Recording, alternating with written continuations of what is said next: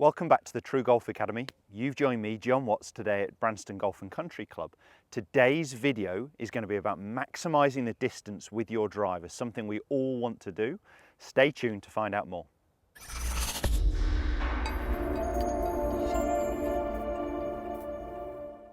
As mentioned, today's video is going to be about the driver and maximising the distance you hit the golf ball. So we're going to be talking about something that sounds very technical, but it really isn't, so bear with me. We're going to be trying to reduce the spin loft. So I'm just going to grab a couple of tour sticks to help demonstrate this. Spin loft is the difference between the angle of attack and the dynamic loft of the golf club. So I use quite a high lofted driver as I generally actually hit quite a low ball. So that's a 12 degree. I can get away with a little less loft in some of the other manufacturers, but in my TaylorMade here, I use a 12 degree.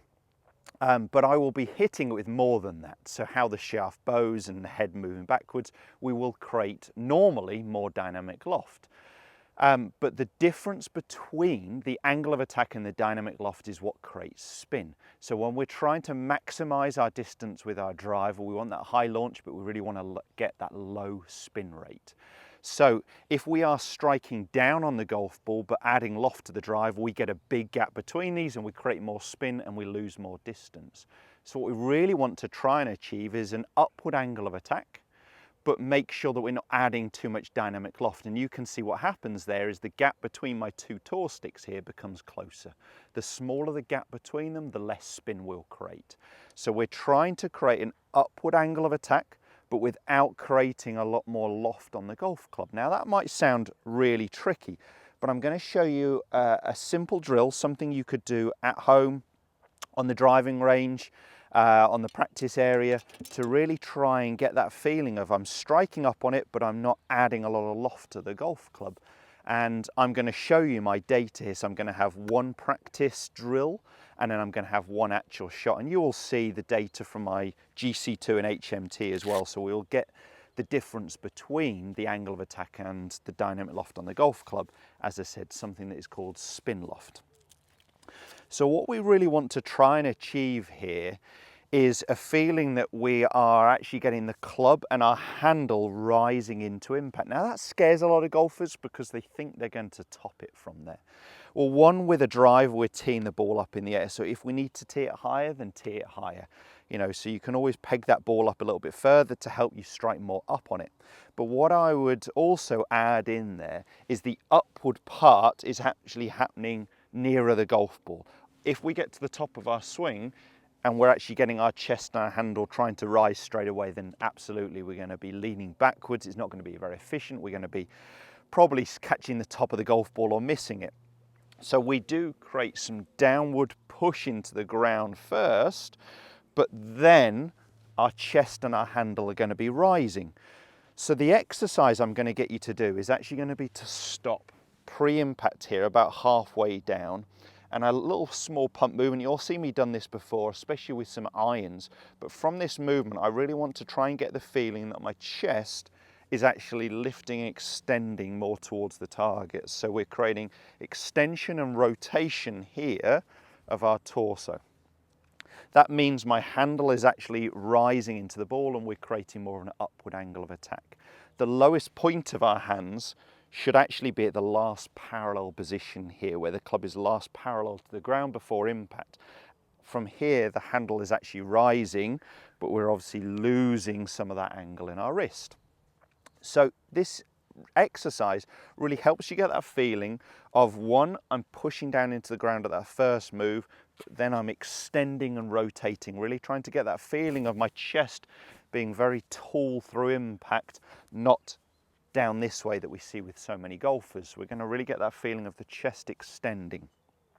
The other benefit this does for me is I feel like when I get this movement, I start to extend this lead leg and I feel more pressure onto my lead leg as well. I know if you get that impact, we'll actually get our handle leading the golf club a little bit more, or we don't at least allow that club to pass our hands, because what we want to make sure is we don't add too much dynamic loft to this golf club.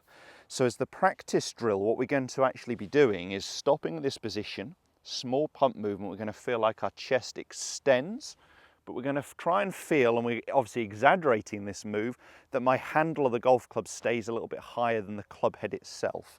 Now this is an exaggerated feeling because there will be, of course, the release there and the club passing our hands, but we want to try and feel like we got the handle of the golf club a little bit higher than the club head itself. Let me just go ahead and hit this little practice one for you. So set up as normal, to the top. I feel a little push down into the ground, small pump movement, and I'm going to extend my chest, and you'll see quite a sawn off finish position here. So it'll almost feel, and the ball flight might look a little bit like a topspin lob. Now we're not creating topspin, we're just creating less backspin. It's this move.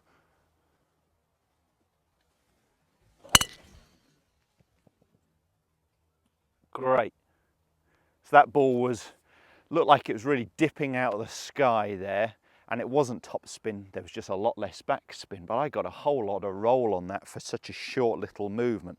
But I really got the feeling that I was creating an upward movement here, getting my chest to extend, but I wasn't allowing that club to pass my hands. As I said, this might sound very technical, but understanding spin loft will make a big difference if you want to add distance to your driver. We really want to be striking up on the golf ball, but without adding too much dynamic loft onto the golf club.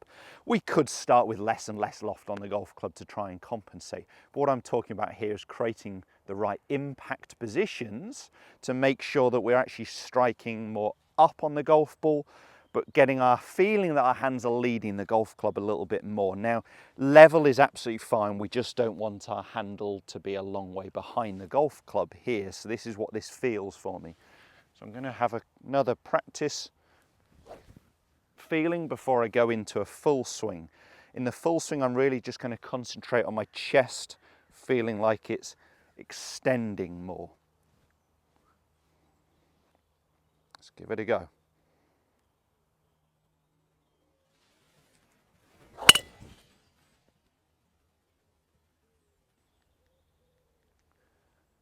Definitely got that feeling that hopefully you'll have seen more from this angle, that my chest was rising, extending into impact. My lead leg felt like it was extending. I definitely created an upward angle of attack without adding too much dynamic loft. That one went a little more left of the target than I'd like, but it's really trying to get this feeling that I'm striking more up on the ball without adding loft that I want you to try and take from this video.